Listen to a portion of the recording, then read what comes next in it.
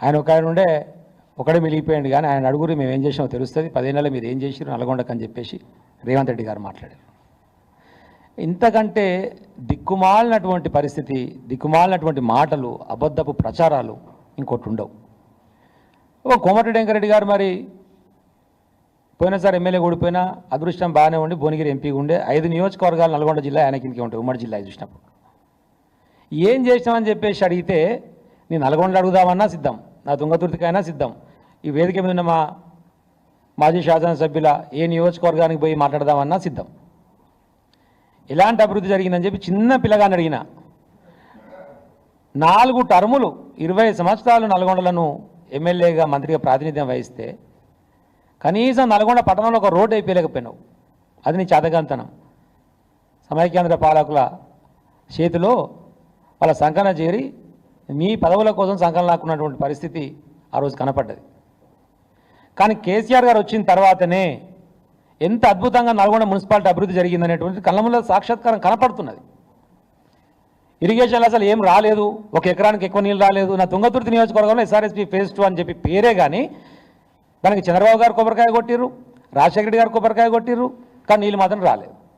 కాళేశ్వరం కట్టిన తర్వాత కాళేశ్వరం నుంచి నీళ్ళు ఇట్లు వేసుకోవచ్చి మిడ్మానేర్ ద్వారా లోయర్ మానేర్ ద్వారా కిందికి వచ్చినటువంటి మెయిన్ కెనాల్ ఏదైతే మాకున్నదో కాకతీయ మెయిన్ కెనాలు, దాని నుంచి వచ్చిన తర్వాత మాత్రమే మా తుంగతుర్తి నియోజకవర్గంలో నీళ్ళు వచ్చినాయి. ఎమ్మెల్యే గెలవక ముందుకు గొడ్డు రాజ్యం, రోడ్డు దయనీయమైనటువంటి పరిస్థితి.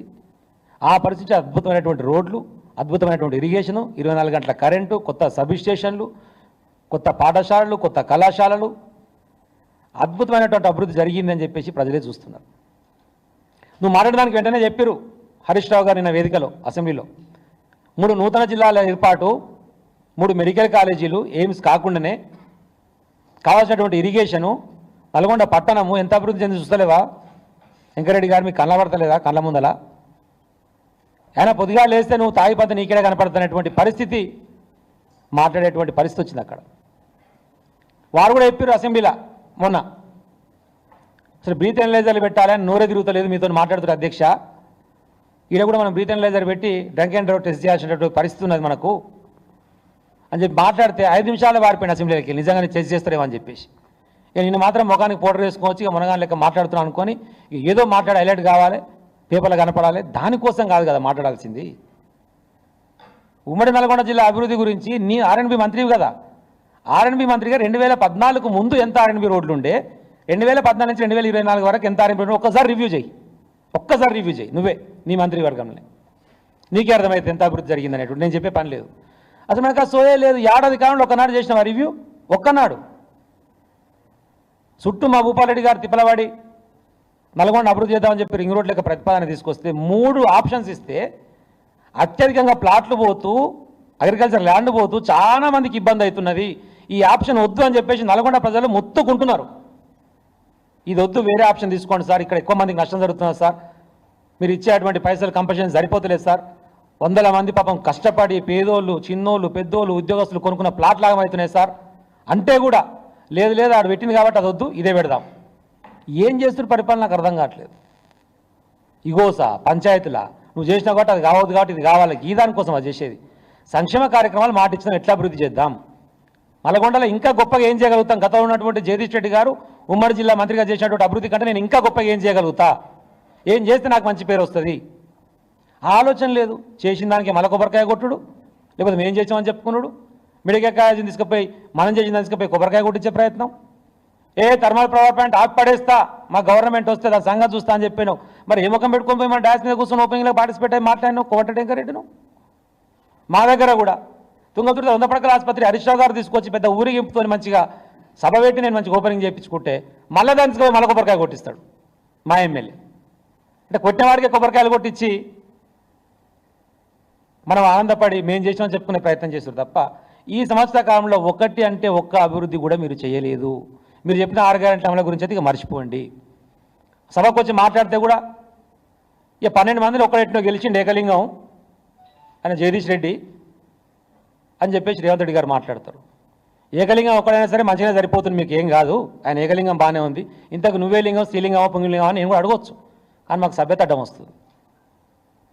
మావాడు ఏకలింగం ఓకే, నువ్వే లింగం స్త్రీలింగమా పుంగిలింగమా అని అడగవచ్చు. కానీ మేము అడుగుతలేము, సంస్కారం అడ్డం వస్తుంది. కాబట్టి నోటికి ఏదో వస్తుంది మాట్లాడతామని చెప్పి ఇష్టం వచ్చినట్టు ప్రగల్భాలు పలికితే పడటానికి ఎవరు సిద్ధంగా లేరు. తస్మాత్ జాగ్రత్త అని చెప్తున్నాం. ఇప్పటికైనా వెంకటరెడ్డి దయచేసి తాగుడు బంద్ చేసి ప్రజల మీద దృష్టి పెట్టి, సమస్యల మీద దృష్టి పెట్టి, జరిగిన అభివృద్ధిని చూసుకొని ఇంకా ప్రజలకు ఏం చేయగలుగుతావు, ఉమ్మడి నల్గొండ జిల్లాకి ఏం చేయగలుగుతావో ఇప్పటికైనా ఆలోచన చేస్తే బాగుంటుంది అనేటువంటి విషయాన్ని గుర్తు చేస్తూ, ఇష్టం వచ్చిన పిచ్చి పలగల వాళ్ళు కనుక మళ్ళీ మాట్లాడితే బీఆర్ఎస్ పార్టీ కార్యకర్తలు ఎవరు చూస్తూ ఊరుకోవడానికి సిద్ధంగా లేరు. నీకు తెలియకపోతే తీసుకుపోయి చూపిస్తాం. కాదు కూడా అంటే మళ్ళా ప్రజాక్షేత్రంలో సమయం సందర్భం వచ్చినప్పుడు మళ్ళీ నీకు వరాల్సిన తందులు పడతాయి అనేటువంటి విషయాన్ని మీ అందరికీ కూడా గుర్తు చేస్తా ఉన్నాను. ప్రెస్ సోదరులందరికీ నమస్కారం. ఇప్పుడే మా గౌరవ మాజీ శాసనసభ్యులు కిషోర్ గారు చెప్పినట్టు నిన్న కోమటిరెడ్డి గారు ముఖ్యమంత్రి గారు నల్లగొండ జిల్లాలో